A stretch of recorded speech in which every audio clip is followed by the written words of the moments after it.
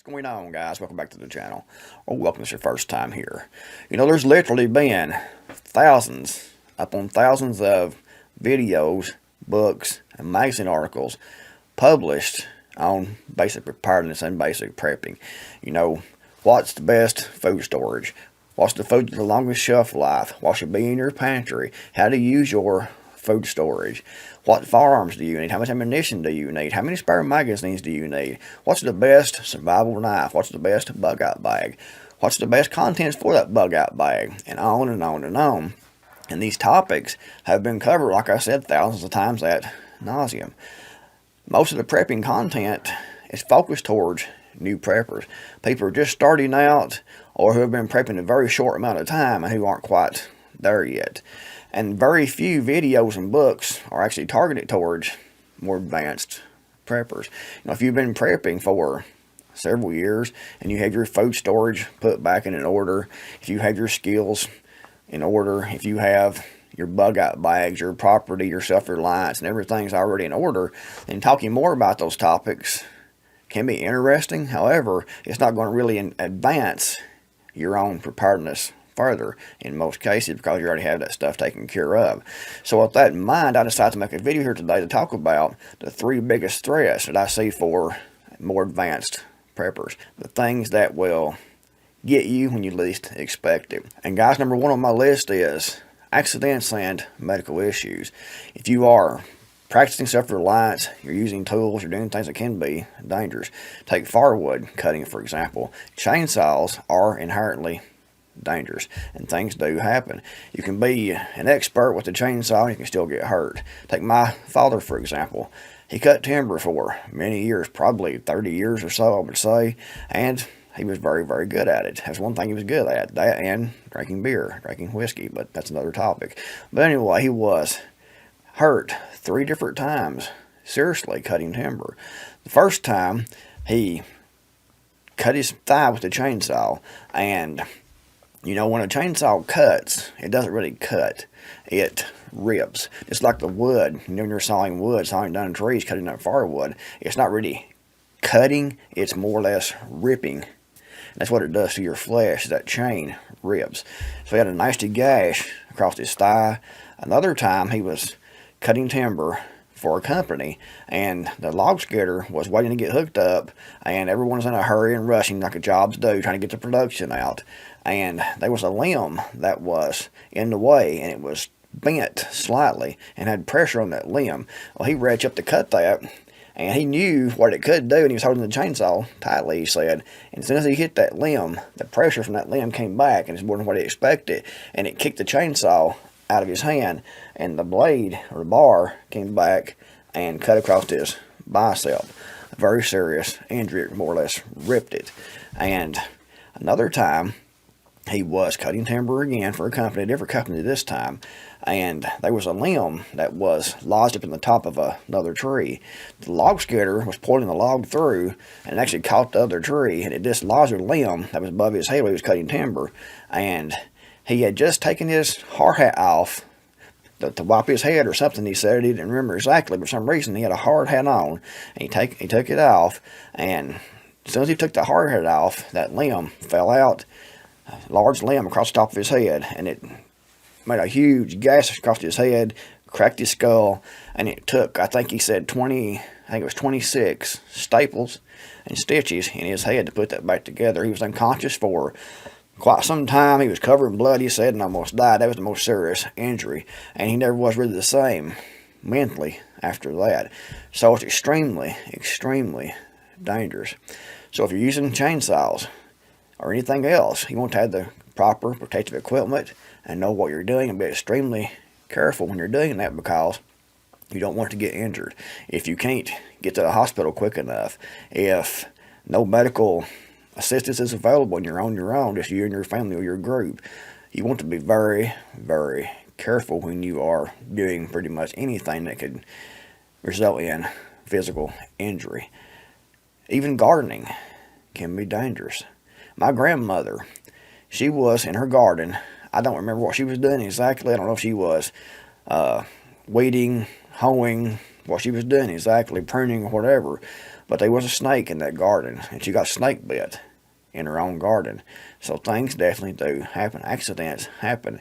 And if you are 30 minutes from the nearest hospital one way, that can be very dangerous. That's why, having a retreat that's closer to those hospitals can be a huge plus. And that's one positive to having a retreat inside of a small town, because you're closer to that hospital and get medical attention more quickly. However, you can't rely on hospitals, because depending on what happens, you might not be there. The hospital could be more than an hour away, 2 hours, depending on where you are. And by the time you have a serious accident and you actually get from point A to that hospital at point B, you're going to be bled out. So you need to be prepared for those type of scenarios as best you possibly can. Accidents do happen. No matter what you do, you can pass away. But be prepared the best you can. Be cautious. Use proper protective equipment. Have first aid, medical, and know how to use that, especially when it comes to stopping blood loss. Blood loss is one of the most important things to be prepared for, because you want to stop that as quickly as possible and then get proper medical attention. Medications. If you can't get your medications, some medications are required for some people, or if you don't have those, you can pass away. Take insulin, for example, metformin, for example. If you don't have that and you have diabetes, it can be a life-threatening situation.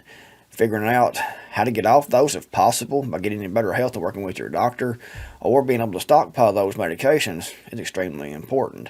But think, what medical issues do I have? What medications do I take? What do I have to keep on living? And try to figure out what you can do to stockpile those or get in better health so you can actually get off those. Anytime you're working, doing chores around the homestead, even tending your cattle. I had a teacher that was one of my teachers in elementary school, and he had cattle. And he had a cow that got down into a creek, and it wasn't very deep. But he went down there to try to get that cow out, because the cow got stuck somehow. And he went down there and he was trying to work with that cow to get that cow out. And he ended up drowning. The cow actually, I don't know exactly what happened because I wasn't there, I heard the story, but somehow the cow knocked him down and he may hit his head or something, and he actually drowned in that creek trying to get that cow out. He was by himself. That's something else that's important, is when you're doing things that's dangerous, you're better to have someone with you than you are to be by yourself. Me, for example, I got hurt here about a year ago when I was expanding my chicken coop. I was driving T-post with a T-post driver. And I came up with the post driver, and I was going to town on that, driving that post into the ground. And I came up just enough that the bottom of that driver hit the top of that T-post at the edge, and it flipped that back and hit me right across the top of the head right here and cracked my skull. And it happened so quickly. And that's what accidents do. They happen so quickly. That's why if you're doing anything that's dangerous, like cutting firewood, like I said, for example, gardening, whatever, you need to have someone else there in case you do get hurt, because if you get hurt alone, get knocked out alone, you can bleed out very quickly without any help, and it's more difficult to tend the wounds on yourself. So just keep all this in mind and try to think, be careful, use proper protective equipment, know how to use your medical gear, and especially how to stop blood, how to stockpile your medications or get off those medications if possible. But know that medical issues and accidents, in my opinion, are one of the top things that will end a lot of preppers, unfortunately. And guys, number 2 is property theft. As the economy gets worse, people get more desperate. Instead of facing you head on, most people, most thieves, will try to watch your property, watch what you're doing, watch how you're coming, how you're going, when you go to sleep, when you get up. They'll stake you out. And they will try to sneak in and try to steal your property. And it might not be something that you consider expensive or valuable right now. It could be something like your garden produce, your chicken eggs, or your chickens, your tools that you use for your gardening, your chainsaw, your protective equipment. But they will be looking for things to steal because they won't be able to afford or might not be able to find the things they need. And if they know you have it, they will try to steal it. So a lot of property theft. Every time the economy goes south, theft always goes up, especially in this location. You'll have people stealing gasoline. They will take and actually take a cordless drill, and they will drill into the gas tank and drain off your gasoline out of your gas tank. They will take a sawzall and cut your catalytic converter off. If your home is left unattended, like you're on vacation, they can break in and steal your water out of your house to sell, depending on the current prices of those. If the price is high, then that type property crime and theft it actually goes up, it skyrockets. We have a lot of issues around here, and like I said, as the economy gets worse and worse, you'll see more and more property theft. So you need to have everything behind locked doors, have your security in place, have alarm systems in place to protect your property, because property thefts are definitely going to happen and definitely increase. And if you have your stockpile, you've been working for years, stockpiling your tools and things, getting everything ready. It takes a thief, just several minutes to break in, to steal a lot of what you have and be gone. And you're there like, I did all this work, all this time, resources, and effort getting stockpiled, getting prepared, and some pathetic, unprepared zombie thief breaks in and steals my property. Steals your chainsaw, steals your tools, steals your guns, and you're left there twiddling your thumbs with everything gone. All of your prepping gone in an instant. So be mindful of that and try to figure out how you can protect your property, lock everything down, have good locks on all your doors, your outbuildings and things. Have security set up inside those outbuildings. Outbuildings will be one of the main targets, in my opinion, in garages that are detached from your main home. People will try to break in those at night when you're asleep. They'll watch your property, wait till you fall asleep, or they think you are asleep. They will sneak in like a snake and sneak into your garage or outbuildings, break in. You'll wake up, you'll notice your door is ajar. You'll go in and a lot of your stuff or all of your stuff will be gone. So have good locks.